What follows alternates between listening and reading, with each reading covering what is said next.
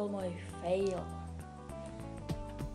Teraz som to tu doeditoval a hento video bude zvlášť, akože po tom faili, čo som urobil, to som zostrihol, dal som to do tohto videa a to video bude samotné.